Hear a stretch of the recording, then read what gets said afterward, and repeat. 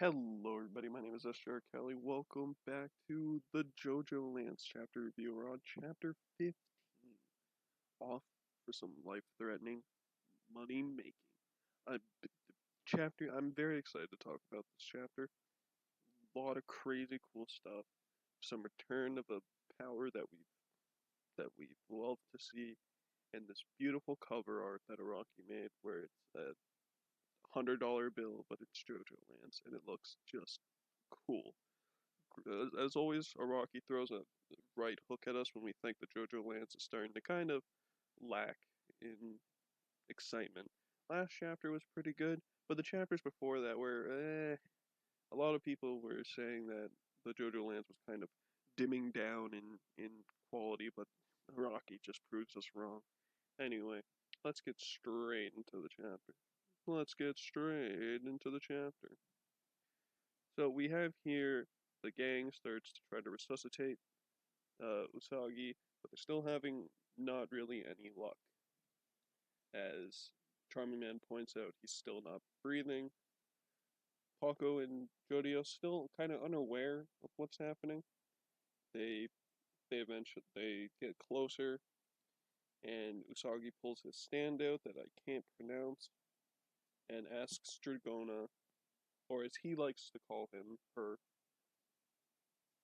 Pink Chan, um, and says to ask his stand to give him a straw.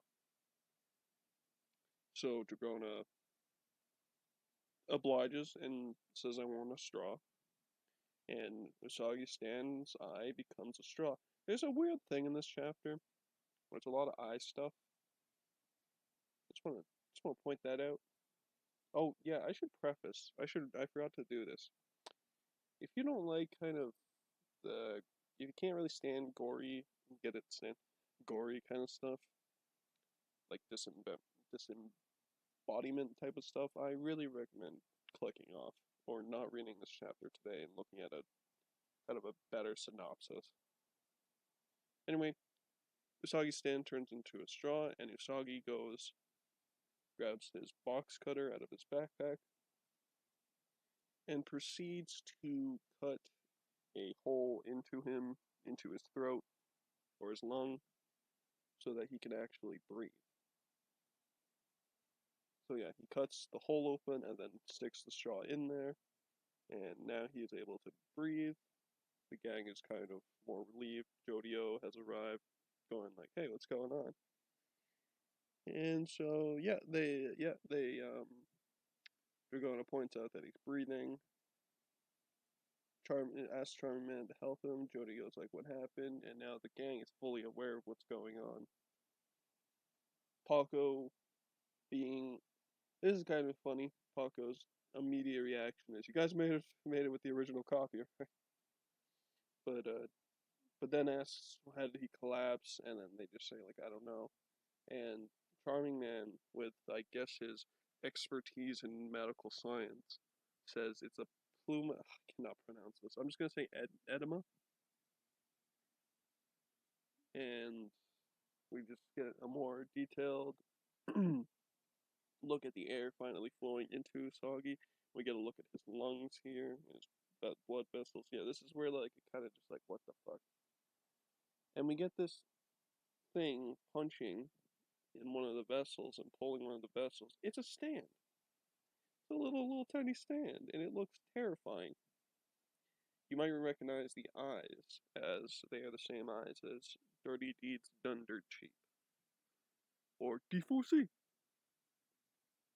and it makes the sound Bisha. Usagi can see inside of it, or inside of himself, I guess through the straw, because it's his stand, and I guess, I forget if stand users can actually see through their stands. I think they can. They say like, "What's going on? What's going on?" And Usagi points it out that there's some kind of stand in him. Everyone's reaction is like, "What is a stand?" Some great artwork here of Jodio and Paco kind of reacting to this, like where could the stand user be? And Usagi is urging the gang to get as far away as possible so that they can get away from the stand user, so that the they're out of the range and the stand no longer is active. He urges them, really urging them to get away as far as they can. And then Charming Man comes in with clearly seeing something like this before, saying, yeah, he's got some kind of drug intoxication. Those symptoms showed up because of stress. If you thought you would get kicked off the team because of your symptoms, you'd lie too, right? Saying basically, junkies, like, not basically, he's actually saying junkies are liars, 100% of them. They don't tell the truth. Usagi is kind of worried now because Charming Man's accusing him of lying about the stand and saying that he's a drug user. And Usagi admits that he has experimented with two or three times in the past with drugs, but this ain't happening because of drugs. Jodio considers the possibilities. There's no sign of an enemy. If there was one, just hypothetically, if there was an enemy stand, then at what point did that stand go into Usagi's body? I have some ideas, but we'll get into that a little bit later. Usagi still tries to get out that it is a stand. Paco tells him to shut up and quiet down. They kind of recap, and Charming Man kind of argues because the guards couldn't have been stand users. I don't know why he argues that. And then there was the lady that they were with, but she was also wearing gloves, so there was no real interaction with them. Still, it doesn't exactly mean that the stand couldn't have gone through like that, as stands are not attached to a body. But as the chapter kind of progresses, they kind of notice this ambulance go past, and someone points out, "Hey, Dragona, did you call an ambulance?" Dragona says, "No, I didn't." The ambulance goes past them, and it's the woman from the office that turned the pages for them of the. I'm sorry if you could hear that. That was a motorcycle, of the registry, and she has the exact same symptoms that Usagi has, that stand was giving Usagi. As we can see here, the little rocks forming on the neck, the mouth foaming, and I'm guessing she can't breathe because they're really rushing her out, and we can see all this spewing out. The gang realizes this. But yeah, she's not even breathing. They're kind of like, okay, now that this kind of solidifies it because she's showing the exact same symptoms that Usagi is showing. So then that has to mean it's a stand. It's a stand. They notice her eyes are they're the same, but they are slightly different. There's blood splurting from her eyes. Usagi wasn't having blood splurt from his eyes. So it's the attacks are different in a way.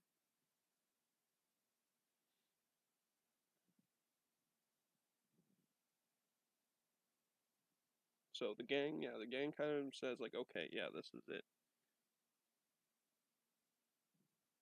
He succeeded in getting the lava rock in contact with the original copy of the bead.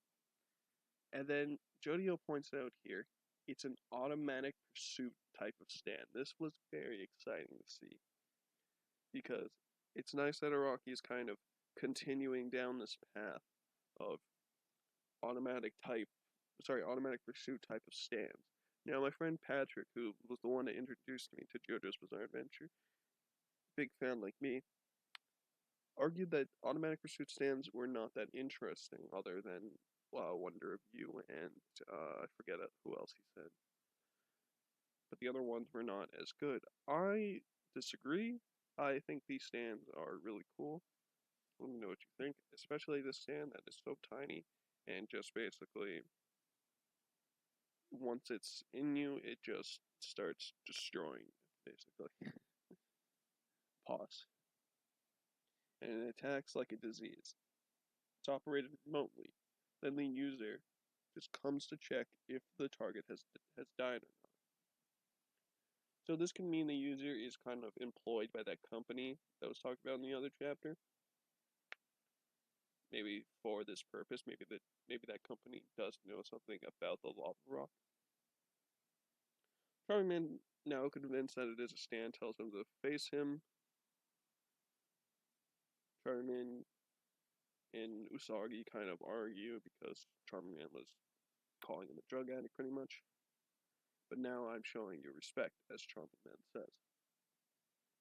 Charming Man actually shows a bit of respect and admiration for the fact that alone he put the box cutter in his lung and the straw.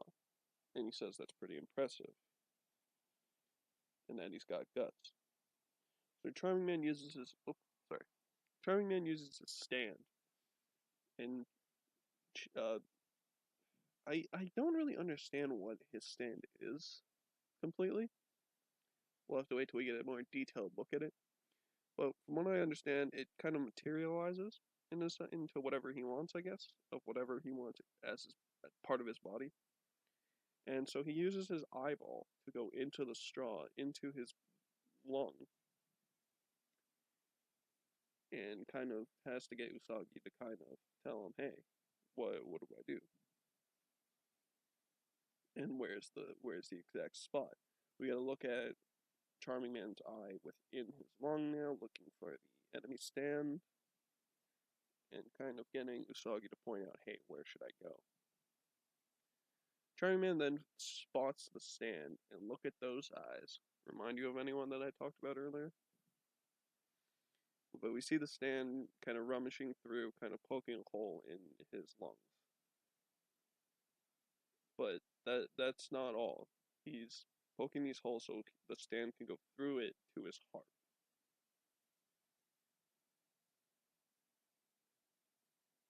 Or no, sorry, not his heart, his head. He wants to go into his head, probably to sever a connection, to kill him. Charming Man then kind of catches up to him with his eye, trying to catch him and pull him out, because he's just trying to reverse what his stand is doing. However, even though it's pinned him down and it's a physically weak stand and he's dragging it outside, he himself is starting to get symptoms. This is where I'm like, oh, what the fuck? And so more symptoms. He's starting to feel a lot of pain. His eyeball is going all weird. And Charming Man is just not having a good day now. Charming Man almost gets him out, but he's getting more and more sick as Paco shows it. And this is because also look at this right here. The stand is infecting him. Just touching the stand, as Jodio points out, is dangerous. But Charming Man, determined, keeps pulling the stand out, and as Jodio points out, what's forming there is cancer. And now, Dragona, out of nowhere, has started to experience symptoms without even touching the stand. I'm going to call her she because I imagine she wants to, that's what she would want to be called. Dragona, she did touch Usagi, so I wonder if just touching a victim can give you that disease. And these people kind of point out, oh, hey, she was a young lady and she was experiencing no symptoms this morning. I wonder what the hell. And then at the end of the chapter here, they go, oh yeah, that's right. Her father's a politician. Just what really is Howler Co. So it's kind of interesting. Could this politician is this going to be like the Diablo, the Dio possibly of this chapter? Or sorry, not this chapter. This part. It's like, is it going to be like, or is it going to be like the CEO of Howler, where it's like greed is going to be the ultimate villain of this story? I don't know. Maybe the CEO of Howler is the politician. It's going to be kind of interesting in these next few chapters. I definitely will be on the lookout, and I'll be reviewing them. Overall, like I said, Araki pulls the right punch. and brings us right back into the series when it's starting to lack in a lot of people's opinion. That's gonna do it for me. If you did enjoy, make sure to like, make sure to subscribe if you're new, and I will see you all in a month for the JoJoLands chapter 19. All right.